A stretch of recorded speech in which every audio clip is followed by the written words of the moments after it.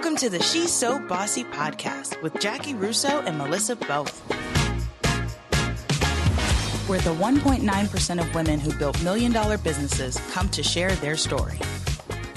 Melissa, I think that our guest today, Linda Schlesinger Wagner, exceeded my expectations in every possible way. How'd you feel about it? Agreed. This could be a one and done podcast and just put this one on repeat. Yeah, I think so too. I want to be her best friend. I want to be in her mastermind. I want to be in her meet my girlfriends pod. I want to learn and follow and shadow and mentor. Yes. And the fact that she's coming on the summit with us, I am so honored. Yes, I will be humbled to have her in the room. I agree. So for all of you listening, this is the very first episode of the She's So Bossy podcast. We hope you like it. We want feedback on it. Tell us the women that we should be interviewing. If you didn't hear our overview episode, if you're just finding us for the first time, we talk to women who have done the near impossible. Of the women who have built companies to at least $100,000, only 1.9% of those women get their companies to $1 million, and we're talking to the 1.9%. We're going to learn how they did it so they can teach us. I've done it. I don't want them to teach every listener so that we can all grow to whatever we want our businesses to become. Let's start at the beginning. Linda, tell us how you started Skinny Teas. Okay, let's see. Skinny Teas started 9 years ago. I was 62, I believe 62. How about that, Melissa? Sorry to be so obnoxious right off the gate. I had gotten divorced after 37 years of marriage, was a knitwear designer. Big business, sold to Bergdorf, Bloomingdale's Private Design. And my ex-husband started threatening me that he was going to take the business. Now, I will tell you, and ladies, don't anybody ever do that, because I'll come and get you if you do. But we got a very nice inheritance from his father when his dad died. And I told him, take it, start your life over. I always land on my feet. And I will again. I want you to go buy a business, do something, feel proud about yourself. Because the reason I got divorced is he never worked. I mean, he really never worked. So for 5 years, I took a break and I did a lot of jobs, a lot of give backs. I still had to make money. I did just happen to fall into something that I got to be the interviewer for 486 Holocaust survivors that were all over the world. So I went to 10 or 12 countries in 10 or 12 states, not Jewish, but well-read about the Holocaust. Probably the best thing I ever did in my life, because it's the give back.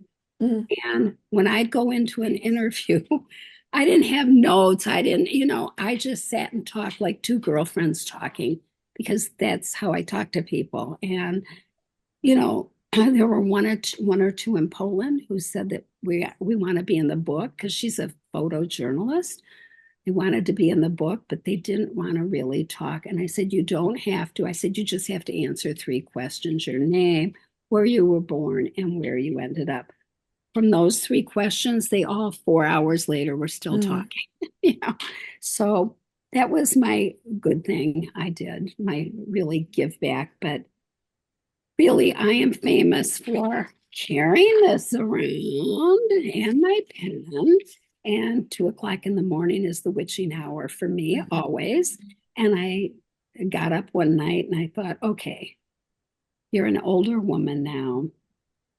You still got a lot of jazz going on. But let's get a job. I need to have my own business, but I want to do something that would fit all women, all sizes, and I don't have to make all sizes, which is what I had to do. In the sweater business, there were 4 sizes. And I came up with this thing, Skinny Teas, in the middle of the night. I went on GoDaddy, had never been on, got that name for 89 cents a year. And skinnyteas.com was born. It was just a camisole. I didn't reinvent the wheel. What I did was made it longer, because at the time, if I lifted my arms up or bent over, heaven forbid, I saw skin. In my 60s, I didn't really want to see that skin. So I went to a contractor that I had used in California, told him my idea. And I said, I have no money. I mean, it's not like I have thousands of dollars to invest. And he said a powerful thing to me. When I closed my knitwear business, which was a multi-million-dollar business, I was a corporation. I did not have to pay everyone. You know, it's a corporation, they write it off. Well, I don't live that way, so I did pay everyone off. And when I called him, he said, I will never forget that you did that. You have an open line of credit, whatever you need. Wow. I know you're going to do that. I know you're going to do that. And still, I kept it right and tight, ordered 10 colors, one style. And I took it in plastic bins. Maybe I had 1 or 2 plastic bins, 2 stores, because I'm a brat. I didn't want a mercy order, someone I sold to in the area. They bought all my sweaters.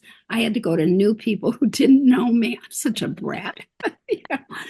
But it worked. And I went to a store that was maybe 45 minutes away. But I had dated a radio producer who was up in Brighton, Michigan, interviewing someone. And I walked around town on a Thursday night, and I went in this store, and it's just big things going on, really big things. I liked the energy. And the next day, and they were busy, I called and I said, could I please talk to that cute, bubbly blonde with a big personality? I said, I have a line and I want to bring it up and show it to her. Well, the cute, bubbly blonde was Gail, who I was talking to. And she said, get up here with your merchandise. I'm buying it no matter what, because you said that about me. And she closed her business and moved down to South Carolina maybe 4 years ago. She became our biggest single user of skinny teas. One store in a little, and I mean a little town, biggest user of them. More than a department store. She knew how to sell it like nobody's business. But that started skinny teas. And then from there, it grew and it grew. From that 1 store to 10 stores to 20, all local Michigan. And then my son, who lives in LA, and my daughter, they know lots of people. And he said, next time you come out, I want you to bring some skinny teas. Now we had 2 styles. We had the camisole and the bra-friendly tank. Okay, so I went out the following week, and he calls me. Hi, Mom, glad you're here. Did you bring all that product? I go, shit, I forgot. I completely didn't bring it. He said, I have a QVC appointment. I want to set this up for you. It was out in Santa Monica. I said, well, Annie has some stuff. I brought some stuff. And I went into a meeting with one man, and I was scared. They put me in a boardroom with 20 chairs. It was my son, myself, and this man.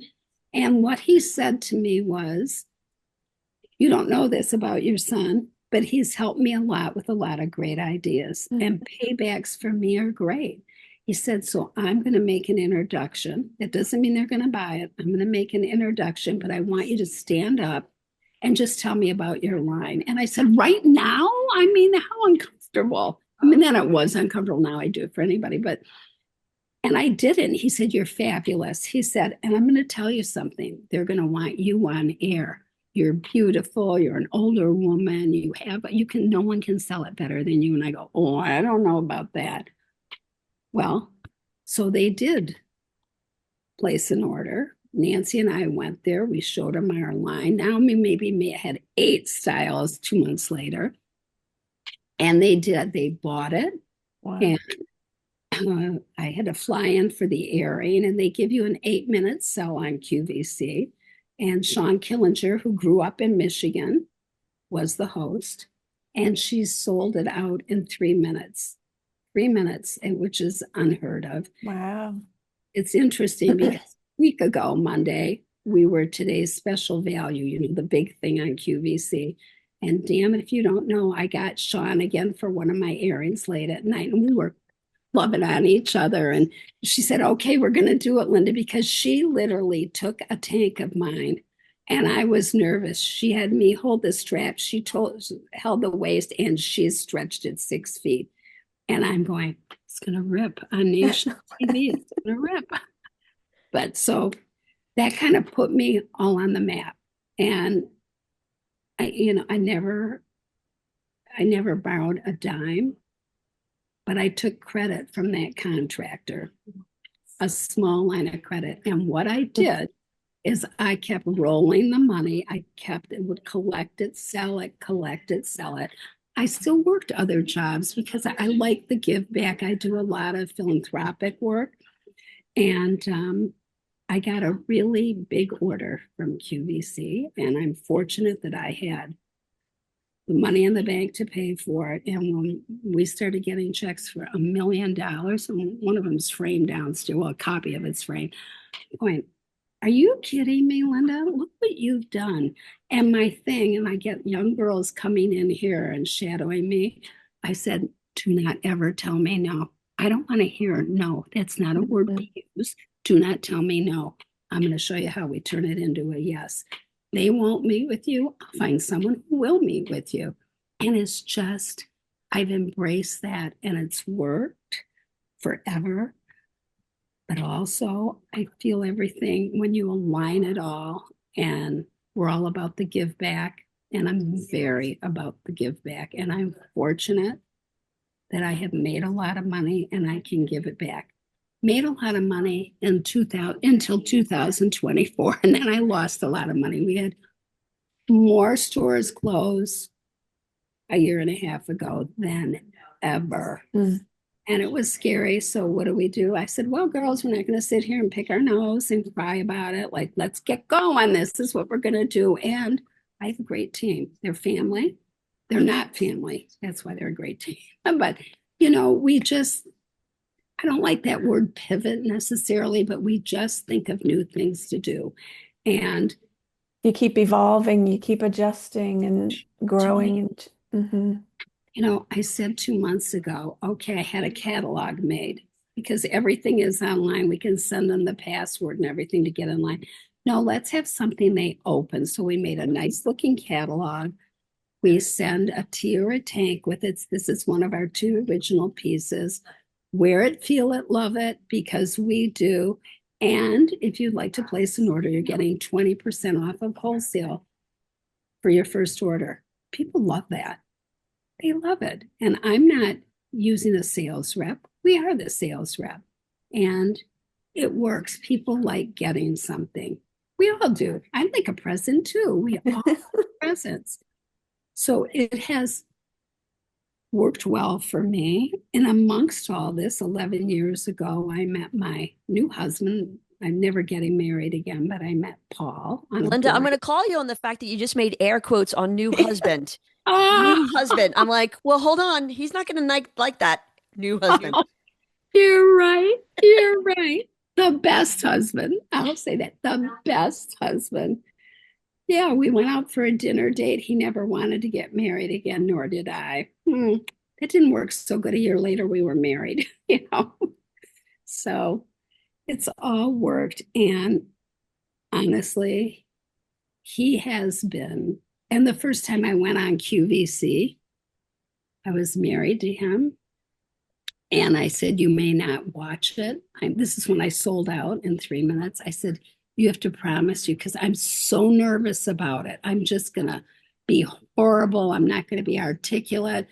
They tell you all these things to do. Well, they do all that. And then for me, they changed it all 30 seconds before airtime. Oh, Linda, we're going to a different studio and a different mock-up. And I go, you can't do that to me. Well, I'm the old girl in the room. You can't do that to me. I got to be where you told me. No, come. Well, it worked. We sold out. So I think that's the beauty of like you showed up knowing like who you were, who your product was. And so then no matter what room, what person you're talking to, you were just going to do and be you. And that resonates. I think when I look, I won't look back at it because I feel like I was like a deer in the headlights, because you do have at QVC, you have to go to film school for a day with them. And they have real hosts that come in and they record you and then they critique it. And honestly, I was the first one passed in my class, but I thought I was awful. I thought I was awful. But they say, look over here, and then I'm over here. And they have a whole thing about you're talking to your girlfriend. But jump forward, I obviously did well. And then we took, maybe 7 years ago, we took a break from QVC on air. They, like everybody else, they were squeezing us and squeezing us and squeezing us. And I said, when we stop making money on it, I'm not interested in being squeezed. So we did QVC, the .com for them because we had control on the pricing, but we're not doing on air. And then this Sean Killinger, who was the first one who aired me, I don't know, all these years ago, she was all over Facebook and Instagram last summer, a year ago. I'm 50 and fabulous, and 50, her whole thing, all the advertising, 50 and fabulous. And then she said on Instagram, and by the way, so are 6 other women are 50 or older here. So Nancy found the new buyers and wrote them. And we basically said something like, well, I can be sexy, sensuous, stubborn, silly, but I'm pretty fabulous. And I'm 76, and now I'm 77, but they love that. They didn't write me back. They called us. We want you on air. Yeah. We want you on air. So we negotiated last September and then just went on last week. Not without some headaches because we got caught in the tariffs. But I actually think getting caught in the tariffs for me was a great thing because I won and our stuff left China, 7 railroad car size containers to various distribution centers in the United States. It's Associated Press came out here twice. We had CNN, we had ABC World News. I mean, they were all over me because Detroit, where I am, is tool and die and all car. And they wanted one person who was something different. And they all told me, you were the real story, real story, not the executive sitting in the office.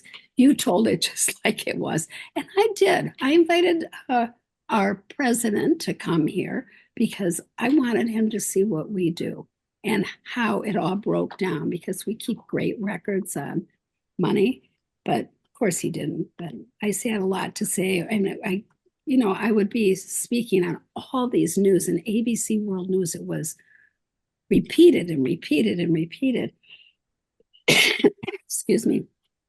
And friends that knew me in business from Goldman Sachs or Edward Lowe or stuff would write and say, oh my God, thanks for having a voice for us. Well, that didn't make me happy. I'd write them back and say, well, excuse me, where's your voice? This doesn't feel good, to the point that I called Goldman Sachs, and I know all the people there. And this was the beginning of April. And I said, because I have a lot of events at my house for my cohort. I really want to we have 1,100 people who've gone through it in the Detroit, Southeast Michigan. I want to get together. How many would show up? 300 or 400. I want to have Associated come out here and take a picture. Small business in America. Look at all these men, women, old, young, all just in the Detroit area. So she was all excited about it at first. And then when it got down to it, I said, give me a date. I'll arrange it all. You don't have to do anything. I'll get the mailing list. I'll find a place. She said, I have to get the okay from the bigwigs. They wouldn't let us do it. People are scared. What were they afraid of showing? What were they afraid of there? Because they really are Trump's people. I found out later. It doesn't feel good to me. I had some stuff to say about it, but it doesn't feel good because then I said to them in a letter, we've lost the power of a choice. We've lost the power of a choice. Well, So, Linda, it sounds like in your whole story, something that you keep saying is I'm doing the hard things and I'm doing things scared even. Like when you got to the phone calls at the stores, you didn't have the mercy shopping. I loved how you said that. Like I didn't just go to my friends and say, "Can you buy all my no, product?" But you did hard things and you were still scared and did them anyway. So I hear a lot of courage and bravery in your whole story. because isn't that how we all do it though? That's what I I mentor some young women always and have them shadow me, and they come to work for us, and I tell them one fault I have. I said, I'm just going to tell you this is a fault I have and it's not going to change, and this is my language and that's what it is. But if you attach yourself to my hip, and you will see I clean the toilets, I do the bank deposits, I do the books, if you have a business and you don't know about your business, something's very wrong. You don't need to be in business. You shouldn't be in business. I feel I better know every part of this, and I have to know every part of it, and how it all goes together. And I will say, I couldn't do this without my team. Nancy's worked for me 38 years now. Wow. 38 years. She started when she was 18. Yeah. Yeah. Wow. Well, and so much of your success, even in your story, as you were telling it, was related to the relationships. Like, um, I think you said your son knew someone, so and because you had done so much giving back, they wanted to give back to you because of that relationship. And so much of it was based on relationship building, and that's beautiful. Well, isn't that what business is? I really, for me, I feel Relational. absolutely what it doesn't. And I tell people, and I do really sincerely believe this, get on boards, do the give back, do whatever you can. I mean, are you on International Women's Forum? Do you know about that? Do you girls know about International Women's Forum? Write it down. IWF, it's called International Women's Forum. Okay. It's now, I'm going to say it's 11,000 women of the world. Some of them are presidents of countries. In Detroit, you have to be voted in and you have to go through a process twice. It is, I feel, one of the best organizations. It's all women helping women. I'm the peon in the Detroit group. I'm telling you, they got the president of GM, they got this one, but I'm not, I don't mean I'm the peon either, because I have a voice, but I make sure I have all the holiday parties at my house. I have a big house, but I can do it. And they love coming because we all get together and we all talk about business, whether they're the CEO of one of these big car companies or little Linda, it all kind of relates. And we all are dealing with the same problems, except theirs are bigger and the numbers are bigger. That's all. That's all it is. Just change the numbers. I don't want those problems, honestly. I like to stay right where I am. And I've had offers to grow my business in other ways. So this is my family and they don't know it, but I'm giving my girls my business. I'm going to give it to them. Wow. You just said that on a podcast that's going to air publicly, so they might hear it. Well, they kind of know. Okay. All right. Have you worked out a succession plan for that and how that's going to work? Not yet, but that's the ultimate give back, right? Yeah, that really is.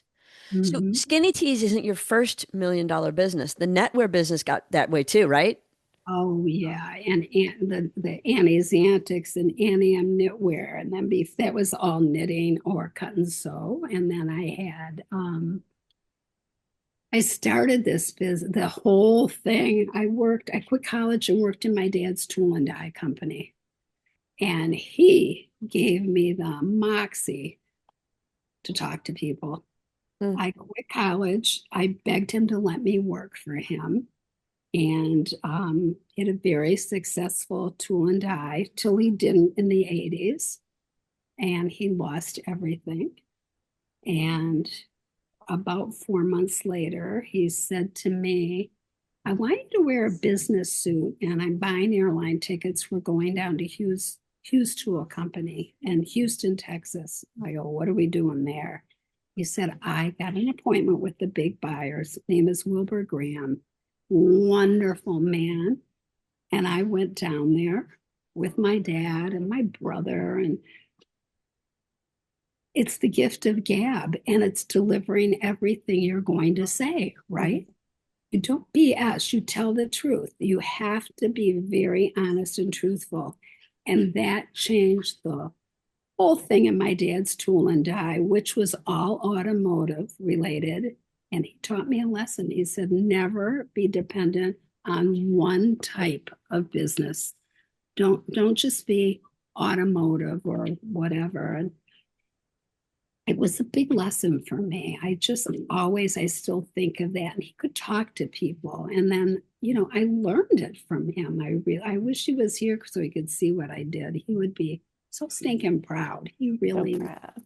really so stinking proud. Were you still in those businesses when you had the idea of launching Skinny Teas? Like, how did you shut one down and open, like, how did that transition and evolution happen for you? So I was getting a divorce, and my ex-husband, who got all the money, was kind of threatening that he was going to take these knitwear businesses from me. And I called our accountant, who was both of our accountants, and he said, let's go for a walk tonight. And he said, give me a name right now. I want a new name right now. And I said, right now? He said, yeah, give me a name. And I said, SOS. He said, what does SOS mean? I said, starting over smart.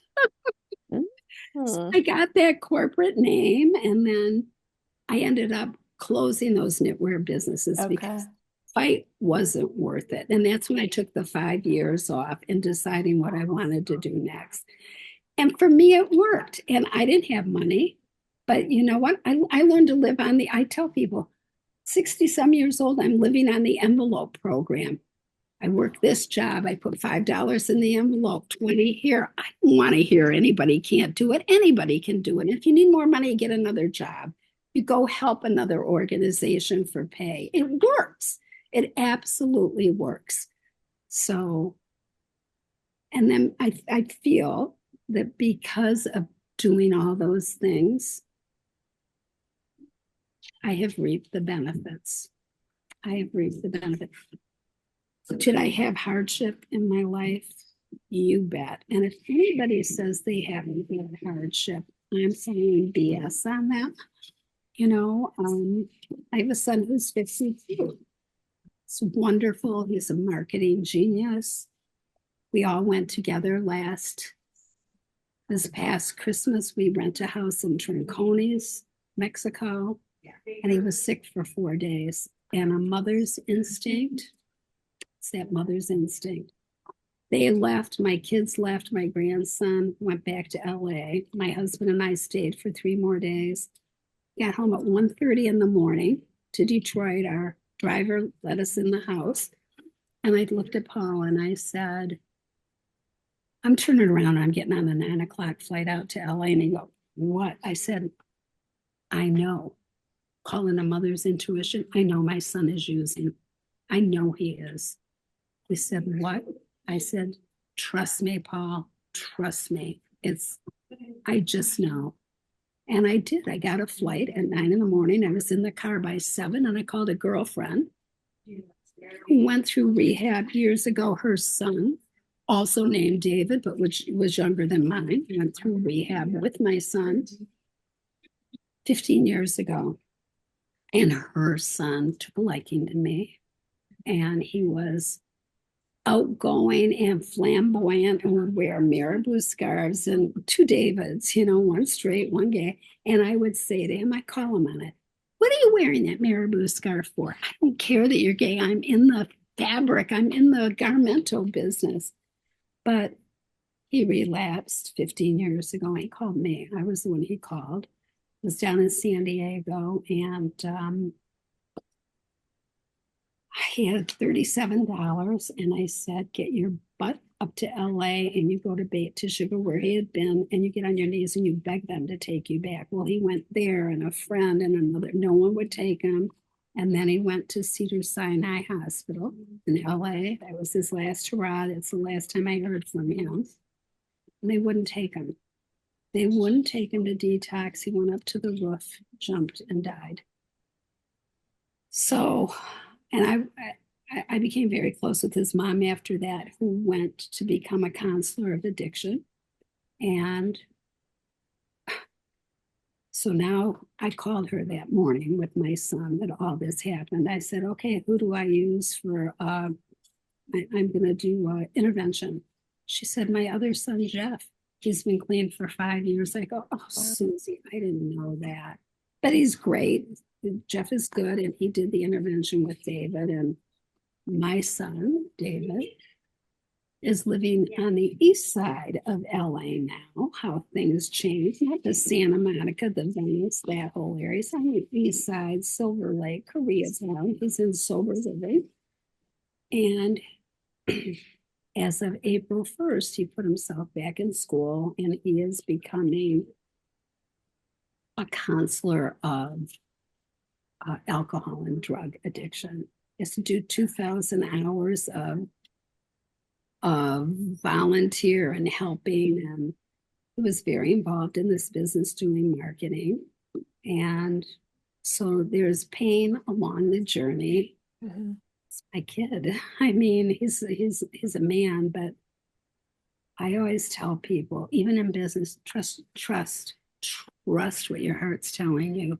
Trust. And people said, how did you know?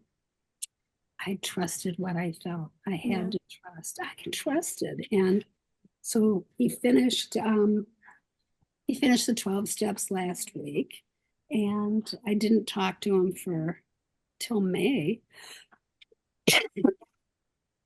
And I love who he is today. He has embraced the spirituality part of the book, big book. And I'm reading the big book now because I'm an avid reader. And he said, Mom, you're going to love it. It's helpful. Yeah, it's helpful. Yeah. So he said to me last week when he was telling me, he said, do you know what the 12th step is? I said, I have no idea. I'm reading the beginning, which is all the stories of different people. He said the 12th step is about being kind and giving back. Did you write that step, Mom? Did you write that step? Oh, no, never was an alcoholic or drugging, but I wish I did. I wish I could claim that. So I guess what I want to say to people is there's heartache along the way for all of us. You know, it's a family member sick or a drug problem or whatever. And I have a mouth about it. I am not going to talk about it. I'm not, because too many people do hide it. And why am I hiding it? Mm-hmm. I'm not ashamed. I'm mad. I want to slap them. I just want to, what the hell's wrong with you? Sorry, but that is something I've gone through that's been very painful. And it's been a 15-year journey with that. I'm hoping that this is the last time. This feels very different to me. He is very, very spiritual or a higher power or whatever. And it's the give back with him. It's the give back. That can change a person's life when they because the give back is getting out of yourselves. This is the counselor in me that just turned on. It's like, yes. But when you give or you act in service of others, you're getting out of yourself. And that's where addiction lives, is in the self. But Linda, question. And I'm so glad that he has found that place and that you, as the mother's intuition, knew all of that. What would you say to women who are trying to balance life, family, enjoying life, and building their dreams? Like that is such a hard balance. What would you say to your mentors or other women doing that? And I say this, and I don't say it softly, I say it loudly. If you're going through any of that, talk to your girlfriend. Don't hide it. Don't hide it. Use your voice. And you know what? You can give my number. You can call me. I talk to people all day long. You know what? We're friends. We're for the same thing. We have a voice. We have to use our voice. We all have something wonderful to say. I won't listen to any woman say, oh, what I'm saying is not important. Damn right it is, girlfriend. What you're saying is so powerful. You're just not hearing it. Mm-hmm. So use your voice, girls. Talk to your girlfriends. Talk to your girlfriends. You can pick and choose. And if anybody is judgmental, guess what? They're not your friends. They're not your friends. Ditch them. When you started talking about how you came up with the idea for your skinny tees, and you're like, and then there's skin hanging out here and here, and I had to call. I was like, Jackie, Linda is our sorority sister that never got initiated with us because we had dinner with our sorority sisters, and the conversations that come, Linda, you would fit right in. Thank you for those, that vulnerable, awkward conversation. We're sisters. Right. We talk a lot about poop at dinner. Oh, you did? Yeah, should we eat frigs? Should we eat prunes? What do we eat? Who poops regularly? Who still has a period? It Yeah, is stop, Jackie. all the stuff. Yep, we're saying it loudly. And those are your girlfriends. Yes. That's our nest. Yeah. And I really, really, really believe that. You know, I have a friend who, when all this happened with my son, and she's known about his past history, she was not very warm and cuddly, and I was looking for warm and cuddly. And I can't even remember what she said, but she clearly wasn't being my friend. And I stepped back. I had to step back, and I have stepped back. Not that if she called, I wouldn't talk to her, because I would. I don't need people like that in my life. I need people who embrace all this and want to learn from it. Don't ever tell me it's not going to be my kid. Oh, that's a lie. You don't ever say that. You never know whose kid it's going to be. And he's Can I ask you a question about like the how, or if you ever dealt with like the imposter syndrome, like of addressing the fear of going into that first thing, or feeling like you haven't earned the success, or leaning into the fact that you have to have the courageous response that you have there? I have to use my voice.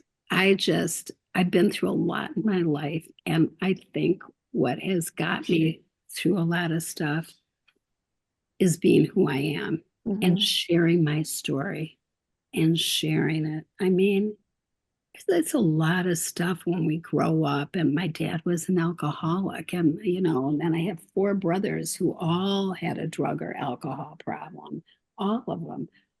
And back then I did keep it in the closet, but as I grew up, I'm not faking it for anyone. Yeah. I'm not faking it for anyone. I'm an old girl. I mean, when you're an old girl, you only have this much time left, and I got this much stuff to do. Yes. Yeah. You know what I'm saying? Oh, I feel that 50, every day. Yeah, when I hit 50, it was like a new like F it, I'm 50 model. But what could you say? What could we say to younger women trying to make the successes of life and the balance of life that we get with age and perspective? How could we have learned that sooner? Or do you just have to learn it? Do you have to go through it to learn it?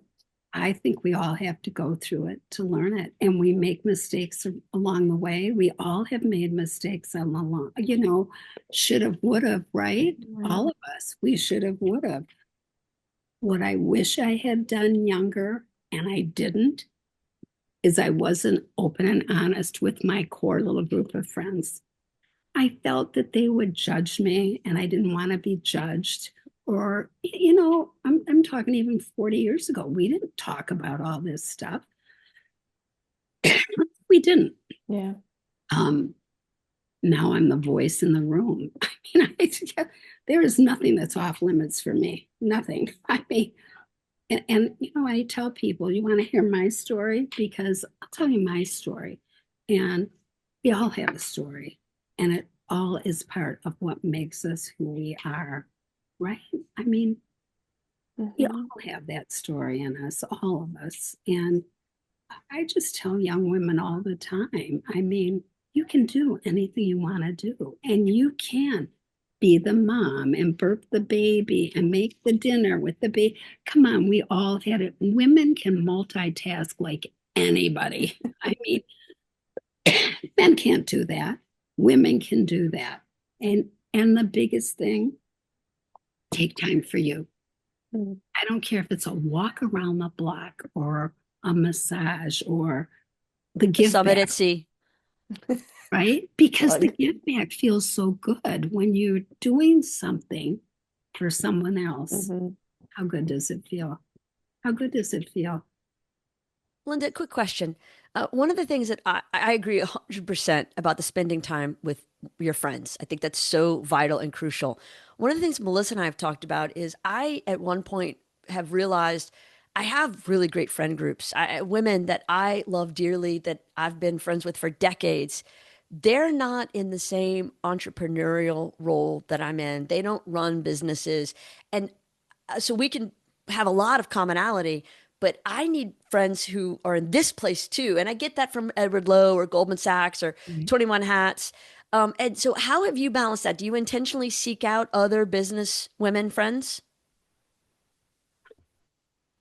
I have so many friends, it's scary. It's just, it's because you do too, probably, because we're women who make a difference and we're involved in women's groups.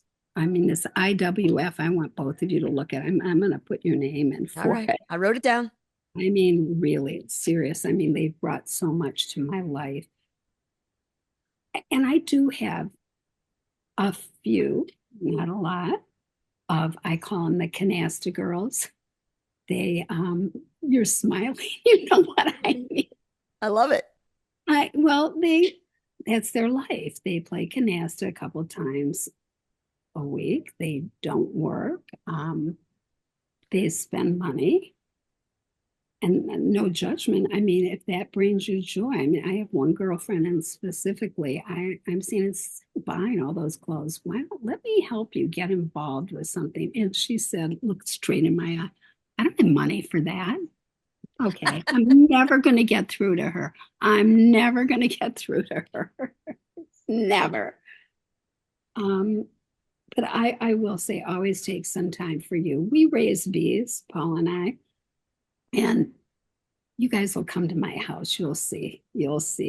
Big garden. And so we raise bees. And I think it was Saturday or Sunday. I just went out there and I just sat in a chair. And my husband goes, he gets the whole bee suit on, and he's like this. You're never supposed to be like that. You're calm and gentle.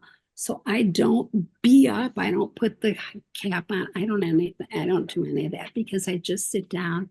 I go, hi, kids. How are you doing? I love watching you. And they come over and they're buzzing all around you. They will not bite you unless you are, you're making them afraid. And I love watching them. I call them my girlfriends. They're my girlfriends. They're laying eggs and making great honey. Awesome. That is awesome. Yeah. But you take those moments for yourself. And isn't that a silly thing? It sounds ridiculous to people, but I like that. I have dogs. We have 4 dogs here at Skinny Teas, and it brings us all joy, and they come every day. And I have 2, and Nancy has 2. And I do think, as people get caught up in the hustle of the grind culture, the hustle and grind culture, we lose connection with the little things that do bring us joy. Brene Brown I love the analogy of white twinkle lights, like joy is not a floodlight of everything's grand, but it's lots of little things. If you can pay attention to them, then in total, it'll be delightful. So it's paying attention to the little things. I so agree with that. And the summit that Jackie and I do, we have it on a cruise. It is a conference. It's women's professional and professional. I'm coming. I'm signing up today. God, I'm so in love. I'm so happy right now. Okay, let me contain myself. Okay, so then you will love this, because we put it on a cruise ship. It's automatically, you're sequestered away from all the needs, the technology, everyone who needs you. It's just impossible to go do for anyone else. You're really there for yourself. We have the time carved out for professional and personal development. And since you're not at a hotel or turning on your phone again, it's all that personal time on the flip side, whether it's rest or fun or reading or running or whatever. So I love that you're enforcing that message, because it's so hard to choose that. And we have to make choices to do that. Thank you for reinforcing that message. And how young are you? I am about to be 56. So you take time for yourself already, right? I do. Yes, ma'am. Yes. And Jackie, you do. I know you do. Yeah. So see, you guys learned the lesson probably younger than I did. When do you think you learned it? And what was the catalyst for that? Well, I think being on my own and divorced and multitasking. And I don't know if you were here, but when I said I had the envelope, $5 in this, $10 in this, did a lot of I did a lot of photo shoots. I was a stylist for a photographer. I was paid well for it, but I was always dividing the money up till I could be self-sufficient. And even when I married Paul, I want to take care of you. And I said, Paul, you're not taking care of me. I take care of me. You cannot take care of me. That's my thing. But then he laughs all the time because he feels like I take care of him. That's all right. He's a little older. I can take care of him. Besides, he's a lousy cook and I'm a great cook. I do learn to take time for yourself. Always. Really? You always do that? Always. I read every single night for 2 hours. Every night. And what I read about, and I'm not Jewish, I read about the Holocaust since I'm about 12 or 14 years old. And I'm very well spoken on it. And I've met wonderful people. And then I keep thinking, in a past life, was I a Nazi? What the hell am I so attracted to this for? But if you want to talk about people being kind to each other, maybe that's where I learned it. Because those random acts of kindness saved a lot of people. Yeah. Yeah. And I met major players when I did this Holocaust thing, like Sir Nicholas Winton. Someone just did a big post on him on Instagram. I go, oh my God. I tracked him down. I got to interview him. Monty took his picture. We're friends now with his family. He's deceased. His son, I wrote last week, who's 66. I said, you're going to come and visit us this summer. But you meet people and then remember, you have to remember to keep everybody in your life, right? Yes. Don't just take them for a moment. Keep them for a moment, forever. I'm all about that. So about that. And that doesn't mean you have to talk to them every week, but keep them forever. Have you read Viktor Frankl's Man's Search for Meaning with your stuff about the Holocaust? I thought you would like that too. Yeah. I'm telling you, every night for 2 hours. I mean, that's sick. I mean, it's sick, but it's good. It's for good. I'm not a great reader, but I call reading active leisure. So whereas we scroll or do TV, that's like so disengaging, but reading is active leisure. I don't watch TV at all. I go home from work, I make dinner most nights and sit with my husband for a couple hours. And sometimes he's watching CNN or NPR. And I'll do that for a little bit, but then I got to go read. Yeah. It's like, it's my, and it's not funny, but it kind of is. I have a friend and I was talking to her and we were crying about 2 weeks ago about something going on in the news. And oh my God, how scary. And we have kids and grandkids and what's going on in this world. And she was crying and I was too. And she said, okay, let's hang it up now. Good night. Go to your happy place. I said, what's my happy place? She said, reading about the Holocaust. Oh, Fran, are you kidding me? She said, well, it is. It is. You're learning. You're at least learning. You're not dealing with all this.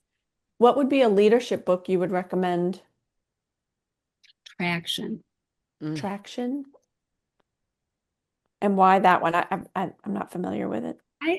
I'll send it to you. I don't know. It kind of resonated with me. Do you know Keith Paul? No, I do not. She probably has it on her shelf, but I don't. I'm looking to see. Well, okay. When are you guys coming here to speak to my friends? Do you hear me? Whenever you want. For real? For real. I was thinking before we got on the phone because I'm having 2 different things, one next week and one the following week. And I had to meet my girlfriends last June. I had 84 people come. Wow. What is a meet my girlfriends? I want to do that.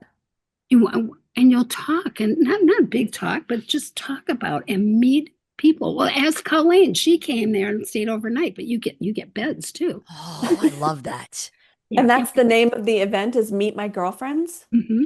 Goodness, I love this. I have lots of friends from different groups. Colleen came and she stayed overnight, but wouldn't that be good for people to hear what you do? Linda, we have a problem. What do We we have? expected this podcast to be a series of interviews with women who have done something awesome. They've built their businesses to at least $1 million a year, and we could learn from them how they did that. There are no guests that can follow you. So this is now going to be a podcast of one episode. One the and series done. Is done. Wait. We will have been done with it. Linda, do this. Mic drop. Because seriously, no one can follow you. This has been so great. True. Oh, it's true. Did you say lit? It's been so lit. I said so great. Oh, okay. It has also been lit and slay, according to my 21-year-old. Oh my God, I love that.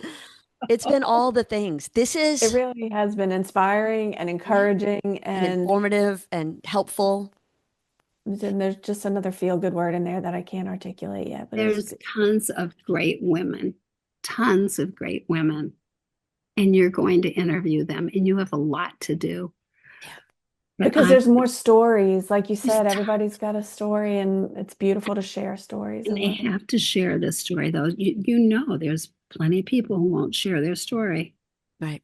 They won't. They hide it, and they don't. But sharing is caring, and it's growing. It's growing. It's growing. Yes, 100%.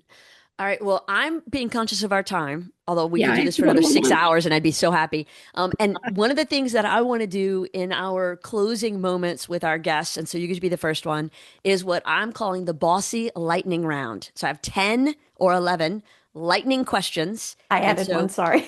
Yeah, I saw that. And so there's lightning answers. So here we go. Morning routine. Linda, what's your morning routine?